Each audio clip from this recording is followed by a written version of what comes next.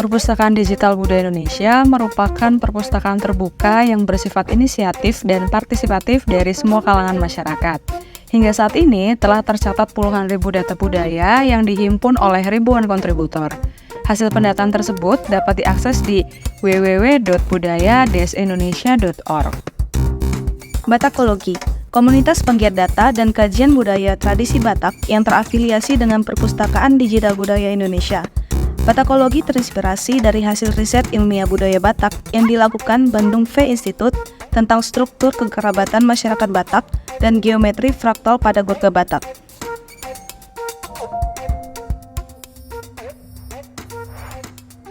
Access granted. Selamat siang, selamat datang di diskusi ke Batakologi yang kelima. Perkenalkan, nama saya Luna Siagian, saya adalah salah satu relawan dari Batakologi. Dan hari ini kita akan berdiskusi mengenai si Gale-Gale, patung menari dari tanah Batak. Bisa dimulai, Bang Yuri? Ya, terima kasih Ito. Kita berbicara tentang si Gale-Gale. Sebelumnya kita telah berdiskusi tentang mitologi penciptaan, bagaimana bumi ini dibentuk dalam perspektif masyarakat Batak. Yang selanjutnya tentang tunggal panaluan tonggak sakti yang dimiliki orang Batak. Tonggak sakti ini ya itu sangat khas sekali ya, kemarin kita bicara ada di sana ukiran, ada ukiran di sana, wajah-wajah orang di sana diukir dan ada sana kisah-kisah disampaikan yang mengenai kecelakaan dari Kembar Pohas itu. Yang selanjutnya adalah si Gale-Gale. Si Gale-Gale ini kalau biasanya ini apabila teman-teman main ke Samosir, daerah Tomok, itu biasanya ada tontonan suguhan untuk wisatawan, itu ada patung yang menari itu, dancing doll ya bahasa Inggris bilang dancing doll, patung yang menari atau boneka yang menari. Ini cara mainnya seperti ini, mirip-mirip apa ya, mirip-mirip wayang, ada orang menggerakkan itu. Tapi bedanya wayang kan dia di bawahnya itu beda, dipegang satu tangan itu bisa dia dijalankan itu, atau yang bentuk-bentuk lain. Dan juga kasihnya kalau wayang itu kan ada banyak cerita, ada banyak tokoh di sana. Kalau si Gale-Gale ini cuma yang diketahui ya cuma satu macam ini bentuknya, ada patung itu menari dia itu. Si Gale-Gale ini bercerita tentang seorang keluarga yang mempunyai anak semata wayang dan sakit-sakitan, dan sebelum kita bicara tentang itu, saya di sini saya biasa menggunakan beberapa referensinya. Ini salah satu acuan kita. Yang pertama adalah referensi yang ditulis oleh Tuan Siagian, Teori Anak Batak yang disampaikan. Kemudian ada satu yang diterbitkan oleh P dan K dari Tuan Sitanggang. Kemudian seminar adat Batak ini rangkuman notulen ini materi dari seminar ini yang dilaksanakan di Semarang oleh HKBP Resort Jawa Tengah. Kemudian ada Snitger, Forgotten Kingdom in Sumatera, ini ada barangnya di sini. Forgotten Kingdom in Sumatera. Tapi kita bicara tentang si Gale-Gale ini, ada nanti teman buka nanti ada bagian dari Samosir. Ada beberapa macam di situ, beberapa kerajaan yang dimaksud, yang saya tunjukkan beberapa saja. Palembang, Batanghari, Kampar. Terusnya ada dia bercerita tentang kemarin itu dari Tihalman, The Batak Magic Wand, Tunggal Panaluan. Ada Samosir, ada Nias. Kalau tentang si Gale-Gale diceritakan di bagian Samosir itu tentang tentang si Gale-Gale ini. Dan ada juga yang dikeluarkan oleh dari pemerintah Kabupaten Tapanuli Utara. Baik, mengenai si Gale-Gale ini ada dua versi yang kami pegang, ada dua versi cerita. Yang pertama diceritakan oleh ini Siagian, terus lagi pemerintah Kabupaten Tapanuli Utara, kemudian lagi dari Tuan Sitanggang. Ini bercerita tentang seorang anak laki-laki. Tapi kalau Snitger dia mendapatkan data, mendapatkan catatan, dia itu yang dimaksud, yang diceritakan itu adalah anak perempuan. Itu salah satu bagian ceritanya. Kemudian ini biasanya kalau apabila teman-teman bermain, inilah pertunjukan si Gale-Gale itu.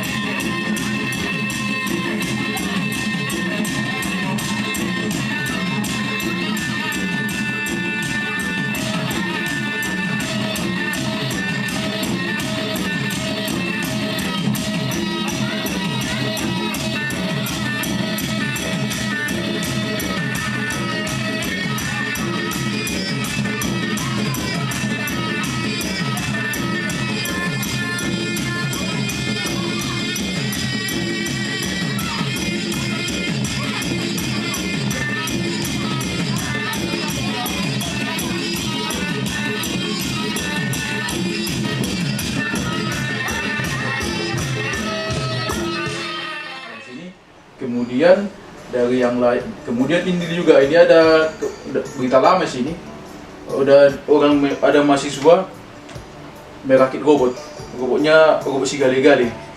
Ini udah lama beritanya, di tahun 2016.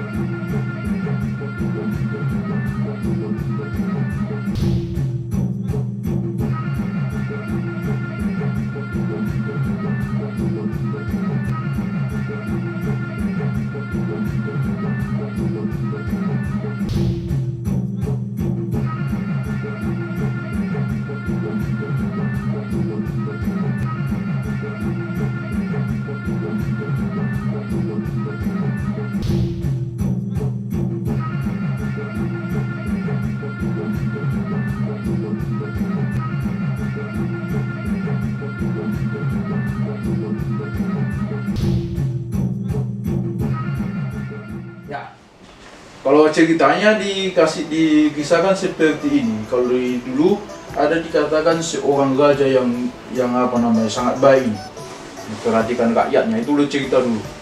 Nama raja ini dia Rahat Raja. Dia baik kepada rakyatnya, diperhatikan rakyatnya itu.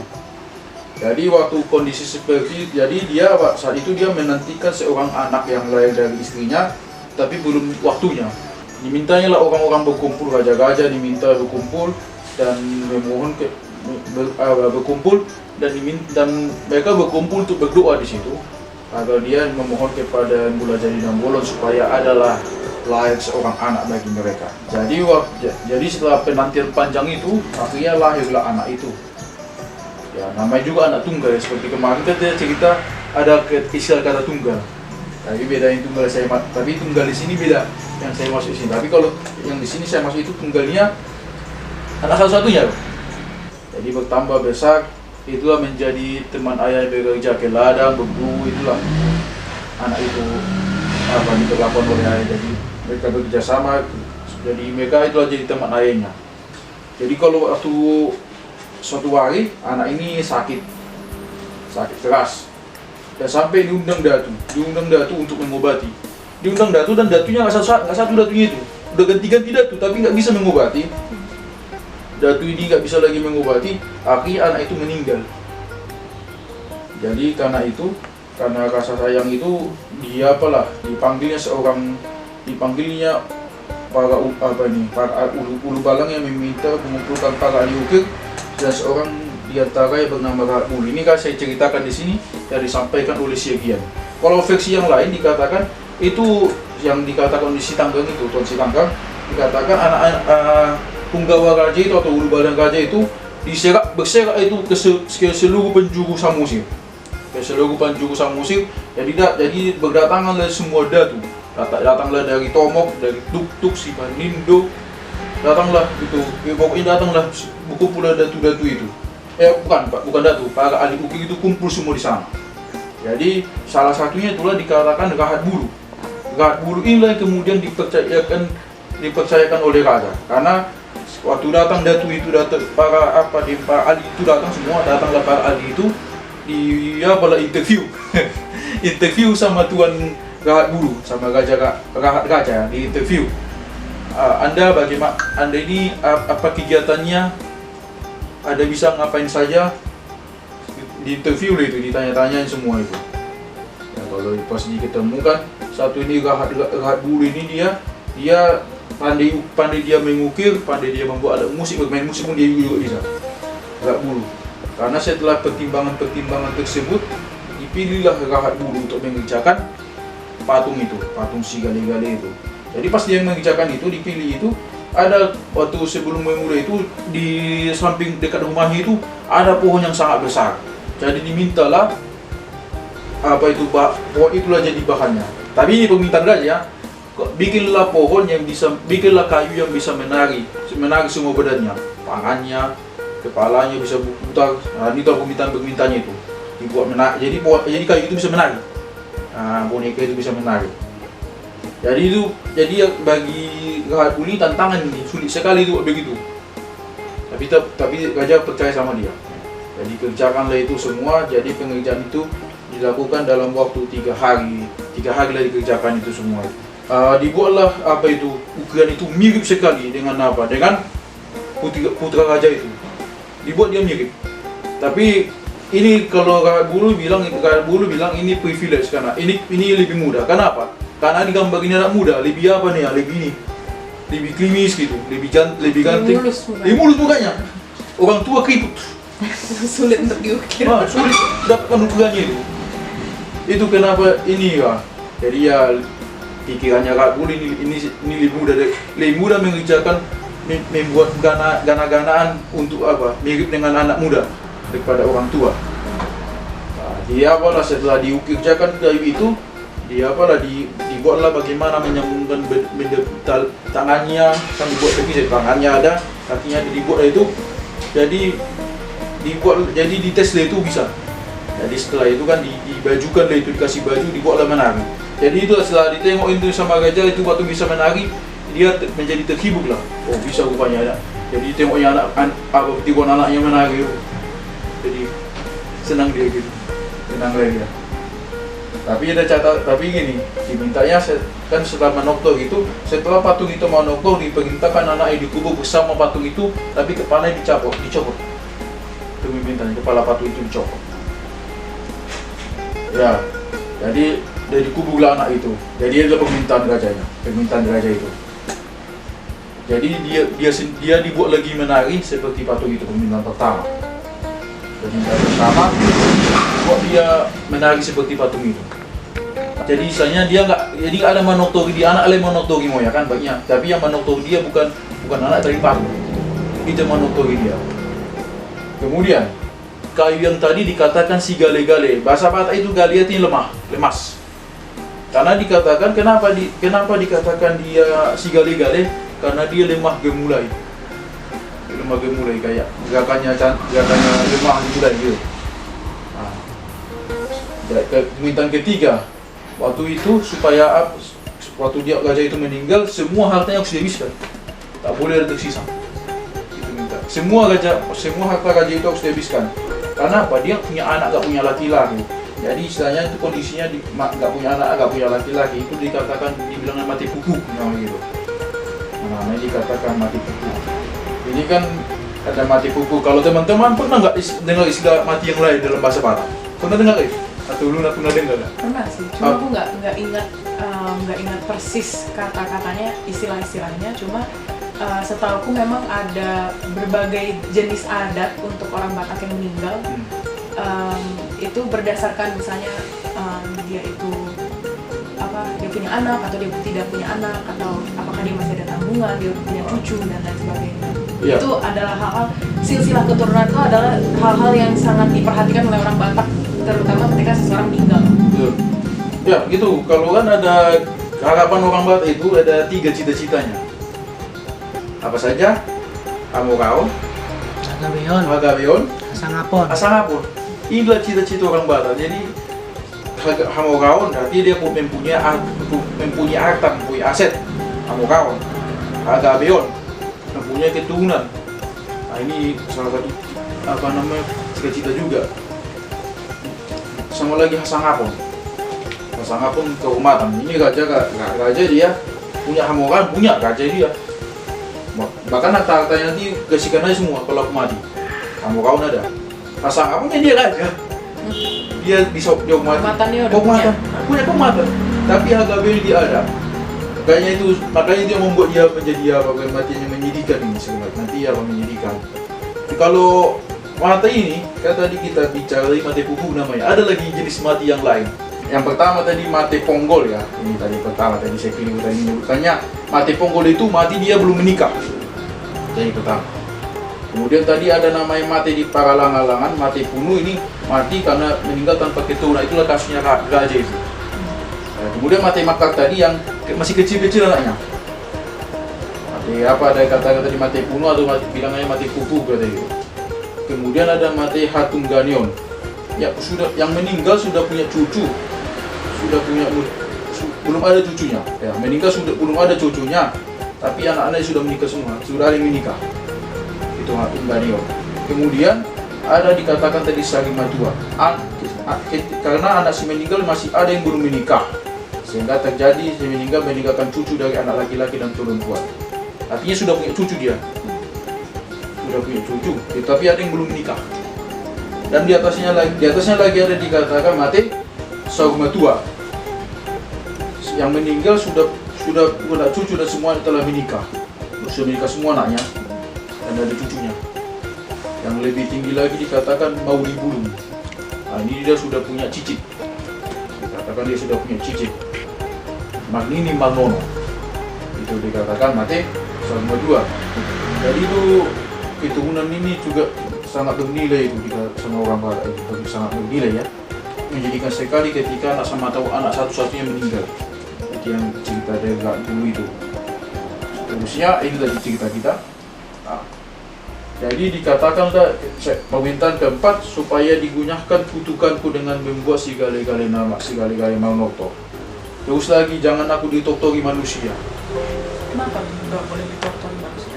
Karena nggak punya anak. Oh, jadi Karena yang tadi- memang harus anak yang menortori. Anak. Oh. Harus anak menotori. Kemudian lagi tidak boleh diwarisi harta itu, tidak boleh diwarisi harta itu yang tinggal oleh orang mati pupuk dia terlahir orang yang mati pupuk di dunia ini. Artinya orang yang mati pupuk itu hartanya harus dibagi-bagi orang, nggak boleh dia apa? Artinya hartanya harus dibagi-bagi orang. Itu yang cerita mati pupuk ini. Jadi itu apa namanya permintaan raja sampai dia akhirnya meninggal, si apa namanya raja ini meninggal. Jadi meninggal dia orang yang membuat apa yang dititahkannya. Jadi pembagian harta ini dari versi apa tadi ya, versi si tanggal ini dia sejalan dia dengan sampaikan dari sekian dia sejalan, tapi dia dibuat agak lebih rinci ya, lebih rinci. Jadi jadi waktu raja itu meninggal, itu kan ada dia punya penggawa itu. Bagaimana saranmu? Bagaimana membagi hartanya? Apakah kita perlu bertanya kepada kerabat raja ini? Apakah kita perlu bertanya kepada mereka? Bilang nggak usah. Karena kan nanti kalau kita tanya sama mereka minta catat juga. Nah, jadi mereka langsung membagikan itu, langsung mereka bagikan. Dan harus habis hartanya itu. Harus habis. Nah, jadi dia punya apa? Dia punya ternak banyak, dia punya kerbau banyak, itulah dibagi ke rakyatnya. Terus lagi, tapi itu juga itu nggak semuanya begitu. Ada yang dibagi ke rakyatnya, ada dibagi orang-orang, ada dijual ke pasar ternak. Ada yang ada dibagi pasar ternak, itulah ceritanya mereka. Ada yang dijual juga jadi dimakan bersama-sama. Itu salah satu menghabiskannya. Jadi menghabiskan hartanya seperti dia dibagi-bagi itu, so dibagi-bagi artinya sama apa namanya itu juga keluarga masih ada, kayak istrinya kan perlu juga dinafkahi itu, jadi diserahkanlah istrinya itu kepada kerabat keluarganya. Nah itu diserahkanlah istrinya itu kepada kerabat keluarganya. Itu kalau pas apa namanya wasiat dari raja itu yang setelah meninggal dia itu diminta dia wasiat supaya tentang harta-hartanya bagaimana. Jadi itu yang mengambil tindakan, jadi itu diseringkan tadi kemana tadi diseringkan bukan ke keluarganya. Dia sebabnya kita tahu, nanti minta jatah juga, minta warisan. Oke. Setelah itu meninggallah Rahat Bulu. Rahat Bulu ini siapa tadi? Yang tadi dia mengukir segala-gala yang pertama. Itu yang apa namanya yang tukang itu, ahli itu. Ya dia juga dikuburkan dekat kuburan raja. Tapi kalau yang saya baca lagi kemudian dari si Tanggang tadi dia ini Rahat Bulu itu buat dia berdekat-dekatan. Karena apa? Karena mereka ini jadinya bersahabat itu. Mereka jadi bersahabat, anaknya agak jauh. Itu saya baca dari si Tanggal tadi. Jadi ada aturannya. Jika nanti kan segala-gala dikuburkan bersama badan aslinya. Nanti kepalanya kan dicabut. Itu pun kalau kita masukkan kepalanya nggak boleh pintu depan itu. Nggak boleh. Jadi gimana aturannya? Pernah bisa ngerti kan kayak mana bentuk rumah adat Batak kan? Iya. Kan di bawah kan ada lapisan, di bawah itu kan dibersih buat ternak di situ. Di bawah itu kan ada ternak. Di apa namanya? Di kolong. Kolong. Dia masukkannya bukan dari apa di bawah ini masukkannya gitu. Dia masukkannya di bawah ini, bukan dari pintu masuk. Itu ada signifikansinya nggak? Kenapa harus begitu? Signifikansinya karena apa ya? Kalau signifikansinya kan, kalau saya menduga karena itu tadi, karena nggak punya anak tadi itu. Jadi nggak boleh masuk lewat pintu Nggak depan. boleh dari pintu depan, dari kolong itu dimasukkan dia, kepala si gale-gale itu. Jadi badan tadi kubukan, kepala dibawa ke rumah. Tapi itu dibawa ke rumah. Tapi itu masuknya dari situ, dari kolong itu. Ya, kemudian waktu dikubukan itu bunyi-bunyian ya, harus ada bunyi-bunyian supaya menjauh lah, ada begu-begu supaya jauh. Begu toba, begu ladang supaya menjauh. Karena begu-begu ini nanti yang membuat orang sakit. Supaya jangan lagi kejadian lagi mati-mati begini. Itu yang dibuatnya supaya dia bunyi-bunyian. Jadi kalau ada misalnya lagi ada orang sakit berkepanjangan, ini nanti setelah kemudian dia ada orang sakit berkepanjangan, dibuatlah namanya poksidi. Poksidi yang dibuat dari batang pisang supaya maksudnya dibuat ini supaya poksidi inilah ganti orang sakit itu. Supaya jadi penyakitnya Pindah ke situ. ke poksidi, ke batang pisang. Menjauhlah sakit-sakit itu dari dia, menjauh. Jadi sebagai ganti orang sakit. Itu ada kata seperti dikatakan kayak papupuk sapata, menjauhkan kutukan. Lagi ya demikian tadi kan seperti dikatakan begilah cerita si gale-gale ini. Versi lain itu ada juga. Tadi seperti saya sampaikan di awal tadi. Ada dua versi. Ada dua versi. Versi kedua nih yang aku pernah dengar itu ada Nai Manggale dalam kisahnya. Ya, Nai Manggale. Bisa diceritain nggak bang tuh kira-kira perbedaannya ada di mana? Oke, cerita Nai Manggale itu sini ada ceritanya. Sampaikan di Batak Magic Wand di sini bagian Samosir. Tadi dikatakan ini ada di halaman 136 ini. Halaman 136. Ini ceritanya dalam bahasa Inggris ya. Diceritakan di sini awalnya si gale-gale itu tentang awalnya mula si gale-gale itu begini. Jadi ada di tepi jalan, di jalan itu ada ditengok pohon besar, pohon cantik itu. Pertama lewatlah Datu Panggana. Datu Panggana namanya. Datu Panggana. Panggana itu sendiri artinya sculptor. Pemukir bisa diartikan seperti itu. Jadi tengoknya kayu itu setinggi orang, ditinggi kayu itu setinggi orang, diukirnya juga cantik, dia cantik ya, pergilah dia. Nah, datanglah orang kedua namanya Baupok 33.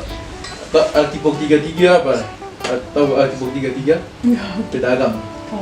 Nah, sama pedagang ini dia sama Baupok 33 ini dikasih dia pakai baju dan perhiasan yang cantik. Nah, cantik ya, kita boleh kasih itu, wow cantik dia ya. Nah, udah agak sore, mau diambil lagi itu nggak bisa, udah lengket itu. Udah lengket di patungnya itu. Udah lengket di patungnya. Udah lah, pulang laku kalau gini, capek, nggak bisa ku cabut. Nah, lagi lewat yang ketiga namanya Datu Pok Tawar. Pok Tawar artinya apa? Tawar itu artinya ramuan ya. Ramuan atau dikatakan Datu Pok Tawar bahasa dikatakan sidhila penyembuh. Yang dia mempunyai obat juga. Jadi digunakanlah obat ini ke patung ini jadi apa? Jadi hidup. Jadi ini hidup. Jadi dibawa ini ke rumahnya. Dibawa ini ke rumahnya, tunjukkan sama istrinya. Sama istrinya dipanggil yang namanya Nai Manggale. Di sini dikatakan the wife of Datu Pok Tawar received her with joy and adopted her as her own daughter. She called her Nai Manggale. Beda ceritanya.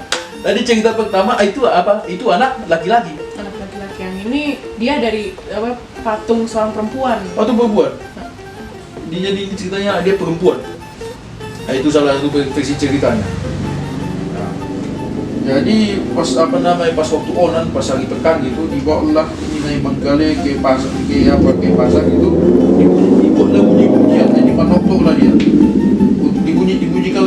Dibuatlah bunyi-bunyian untuk mengumumkan bahwa mereka telah mengangkat anak. Nah itu. Jadi di sanalah menari Nai Manggale dan yang melihat Nai Manggale menari di sana disampaikan. Jadi orang-orang pasar di situ jadi datanglah jadi orang-orang pasar di situ ya, when the market people return home, the news of what happened reached the sculptor in Teda. kita sampai kepada 2 orang lagi, yaitu Datuk Portawak dan bawa Pok 33 sama Datuk Portawak. Sampailah jadi bilang, ya anakku ini. Pertama bilang, ini anakku. Kenapa dia anakmu? Karena aku yang mengukir rupanya, aku yang mengukir citranya. Ya, kata siapa itu, Datuk Panggana. Orang kedua mengatakan, ini anakku karena aku bajui dia dan ku beri dia perhiasan. Orang ketiga dikatakan, ini anakku karena aku hidupkan dia. Ya, ibu dia. Asal banyak yang klaim. Jadi ada orang menengahi, namanya si Haji Bahir. Dimintanya menyelesaikannya. Jadi diputuskannya lah bahwa yang penyembuh tadi, Datuk Portawak tadi, itulah jadi bapaknya. Datuk Portawak jadi bapaknya, bahwa Pok 33 menjadi itonya, saudaranya Datuk Pok 33, dan skulptur tadi menjadi martena angkel tulangnya. Jadi udah dibikinkan silsilahnya. Berdamai. Jadi berdamai gitu, dibuat jadi apanya? Kau bapaknya, kau itonya, kau tulangnya. Jadi dia baru menjadi manusia udah punya silsilah lengkap, udah punya bapak, udah punya ito, udah punya tulang. Itu tapi setepatnya itu diangkat diangkat anak juga, tapi nggak betul apa lah. Nggak betul saudara, tapi diangkat anak lah gitu, diangkat jadi saudara kandung gitu ya, saudara angkat. Nah itu. Tapi itu beneran jadi hidup? Hidup. Patungnya? Hidup. Dari kayu jadi hidup manusia? Iya kan, sama dibilang dari tabib itu, dari Datuk Portawak tadi dibuat jadi hidup. Dikasih ramuan. Waduh. Jadi kasih hidup kan, jadi hidup lah itu karena ramuan tadi sama 3 datuk tadi. Sama Datuk Portawak. Jadi apalah diangkat, jadi padahal ini orang asing loh. Ini orang asing, kau bapaknya, kau itunya, kau tulang. Ya. Jadi selanjutnya datanglah namanya Datuk Pok Tik. Datuk Pok Tik inilah nanti menikah sama Nai Manggale. Dan menikah sama Nai Manggale, tapi dia dari sini nggak punya anak. Mungkin karena dari patung ini nggak bisa punya anak juga. Bisa jadi karena dari patung, atau memang bisa jadi karena dari patung, bisa itu, atau karena sesuatu yang lain itu juga. Bisa jadi memang tidak punya anak. Bisa jadi karena itu. Karena kan dia jadi manusia gitu kan, ya manusia gitu. Mau apa pun di belakangnya dia manusia.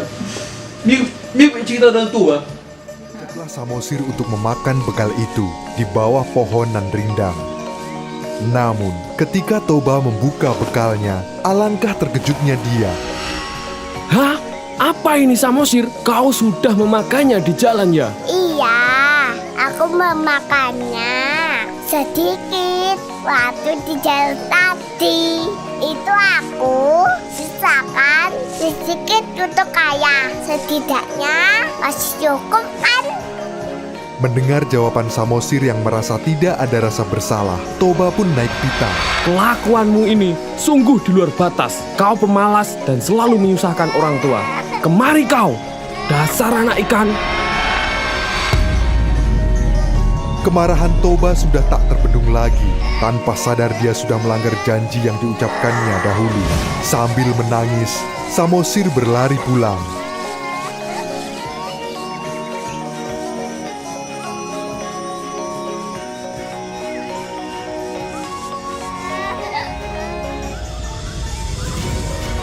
Di tengah jalan pun dia masih merenungi bahwa dirinya bukanlah anak ikan, tetapi anak dari ibunda yang telah lama mengandungnya. Ingatkan istrinya ke suaminya. Nah, semarah apapun kau, jangan sebut dia anak ikan. Ini kan betulan ada anaknya. Berarti dalam hal ini dia bukan apa? Kalau aku mengingatkan cerita tentang Toba. Ya berarti memang kalau sudah jadi manusia gitu. Manusia aja. Sama kayak ikan tadi. Oke, si Nai Manggale itu dia menikah dengan seorang laki-laki, kemudian dia tidak bisa punya anak. Tidak punya anak. Tidak bisa punya anak yang Tidak punya anak. Yang jelas yang tidak punya anak. Selanjutnya kan akhirnya meninggal nanti Nai Manggale itu. Jadi untuk alasan inilah dia. Jadi karena inilah dikatakan si Gale-Gale always made for one who has died childless. Dibuatlah ini tanpa anak. Jadi memang si Gale-Gale itu dibuat untuk orang-orang yang meninggal, orang Batak yang meninggal tanpa anak. Iya. Tapi masalahnya aku menyaksikan ini, apakah ini semua Batak atau Samosir saja. Karena apa? Karena di luar Samosir nggak ketemu. Kayak bisa di daerah Toba itu nggak ketemu itu. Yang ada malah daerah Samosir itu pun daerah yang saya nampak saya itu daerah Tomo itu. Cuma itu yang terlihat itu. Yang setahu saya. Mungkin kalau ada teman-teman yang tahu di luar apa, yang di luar Samosir, coba nanti di komen di bawah video kita ya. Ya, coba nanti di komen video kita kalau ada pernah teman-teman tahu di luar Samosir, karena setahu saya itu cuma sampai di Samosir. Jadi ketika abang riset soal cerita si Gale-Gale ini memang cuma ketemunya di Samosir, dan sampai sekarang jadi objek wisata itu pun cuma di Samosir aja. Di Samosir. Oke. Nah, ya kan itu teman-teman ini yang lihat ini. Tapi implikasinya soal bahwa ini dibuat untuk apa, orang-orang yang sudah meninggal dan tidak punya anak. Jadi ada garis bawahi tidak punya anak. Apakah sentimen yang sama juga terjadi di orang-orang Batak pada umumnya, bahwa tidak punya anak itu ketika meninggal, tidak punya anak itu sesuatu yang sebuah kesedihan yang luar biasa. Harus ada sesuatu yang menggantikannya gitu.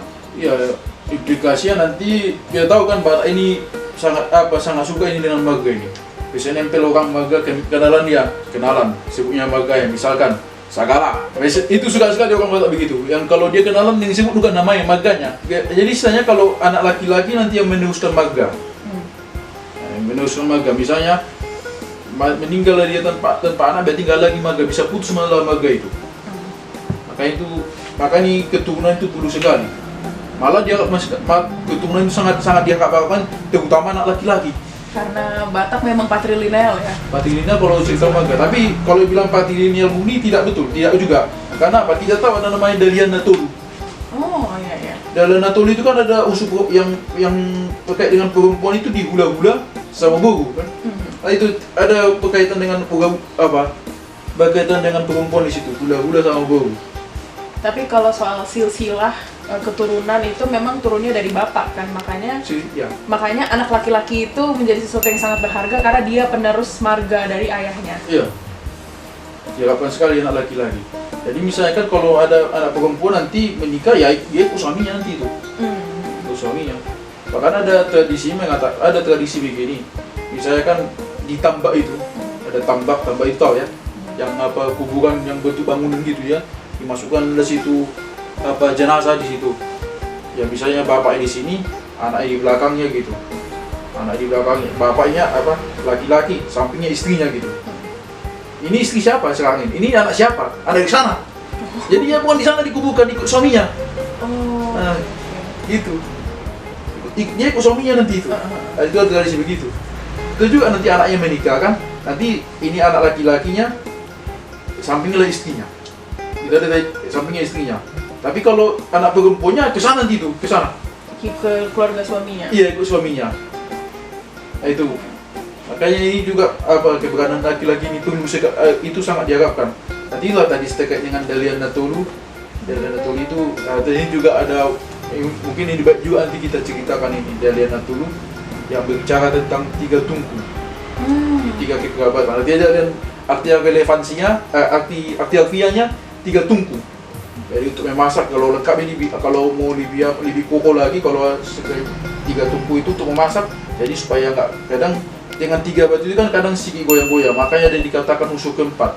Ya kalau dikatakan Wagner itu Dr. Wagner di Wagner itu dalam bukunya Kamus Batak Toba Jerman, Toba Batak Doises Botenbuch itu dikatakan ada istilah dikatakan Dalian Natolu Paupat Sial-sial. Sial-sial ini seperti ganja, kalau di sana ada yang mengatakan di sial-sial ini apa? Ganja di dengan sahuta, teman sekampung, teman sedaerah. Nah, jadi Dalian Natolu nanti dia ya bergerak dinamis. Misalnya kan tak mungkin saya selamanya sebagai hula-hula. Ada waktu saya jadi guru. Itu gerakan dinamis. Dinamis. Ada waktu saya menjadi guru. Nanti saya juga sebagai ilmuwan tubuh kepada siapa.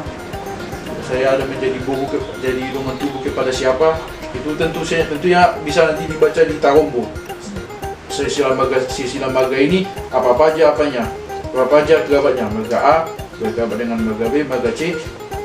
Nanti bagaimana mereka ini apakah bisa menikah atau sukses begitu. Dan juga ini kajiannya. Jadi itu nanti ada cerita nanti di sana. Nanti Menarik banget. Menarik, sangat menarik. Oke, jadi aku mau bikin summary dulu dari awal bahwa si gale-gale ini etimologinya berasal dari kata berarti gale, artinya lemah. Karena dia dari kayu yang sebenarnya keras, tapi dia kemudian bisa buat gerakan yang lemah gemulai. Bukan dari kayu keras, tapi karena gerakannya yang lemah gemulai. Jadi karena dia menari dan gerakannya lemah gemulai. Betul, itu dia. Nah, ini dibuat awalnya ada dua versi cerita yang berbeda. Yang pertama soal anak dari Rahat Raja yang meninggal dan kemudian dibikinkanlah si gale-gale. Kemudian si Rahat Raja itu merasa terhibur karena sudah ada si gale-gale yang bisa manortor, kemudian dikuburkanlah bersama dengan sang anaknya. Nah, tapi kepalanya dilepas. Jadi hanya badannya aja dikubur. Nah, itulah asal mula dari si gale-gale. Nah, yang versi kedua adalah seorang perempuan bernama Nai Manggale yang tadinya dia adalah kayu yang kemudian dipahat jadi seorang patung perempuan, kemudian dibajukan, diberi perhiasan, dan diberi ramuan untuk hidup. Iya. Dan kemudian ketika dia meninggal, dia berpesan kepada suaminya untuk dibikinkanlah. Itu gak ada pesan di sana. Nggak ada pesan, jadi memang dibikinkan karena dia tidak punya anak. Iya. Jadi memang garis besar dari ini adalah bahwa ini adalah adat yang diciptakan karena yang berasal dari pentingnya sosok anak dalam kehidupan keluarga Batak dan kepedihan yang dirasakan ketika seseorang meninggal tanpa meninggalkan keturunan. Berarti putus silsilah. Jadi sebenarnya latar belakangnya pedih juga ya dalam menggambarkan sebuah rasa kerinduan orang Batak terhadap keturunan. Benar. Kira-kira ada komen-komen terakhir nggak Bang soal si gale-gale ini? Apakah dia masih dikerjakan misalnya sekarang? Apakah di Pulau Samosir sendiri masih orang-orang melakukan adat ini sepengetahuan Bang? Atau memang dia sudah hilang dalam pelaksanaannya? Ya, kalau setahu saya Samosir ini mereka jadi pertunjukan itu. Mungkin saya belum mungkin karena saya ke Samosir ya sekedar lewat aja gitu, nggak menetap gitu, nggak menghadiri suatu pesta, bukan karena memang lewat aja. Kan itu aja, makanya nggak ketemu kalau itu apakah itu memang jadi untuk ritual atau untuk pertunjukan saya juga nggak ketemu. Jadi memang ini sesuatu yang udah jarang, kalaupun ada mungkin jarang terjadi ya sekarang. Iya. Sangat jarang terjadi. Oke. Udah komennya terakhir itu aja Bang soal si gale-gale ini. Ada yang menarik nggak Bang ketika Abang mencari tahu, belajar tentang si gale-gale? Itu yang saya dapat itu tentang informasi si gale-gale, baru itu yang saya ketemu. Makanya kalau makanya tadi minta kepada ini teman-teman di sini. Ya, kalau ada yang tahu si gale-gale nanti bisa bergabung ke Instagram kita, bisa komen di sana atau melalui komen video nanti yang akan ditayangkan di YouTube. Sekian itu tentang si gale. Oke, sekian diskusi kita hari ini soal si gale-gale. Terima kasih banyak Bang Yuri soal materi yang sudah diberikan hari ini, sangat informatif dan sangat menarik buatku. Semoga ini juga menjadi bahan pelajaran baru buat teman-teman yang menonton diskusi kita hari ini. Sampai berjumpa di lain waktu. Terima kasih banyak.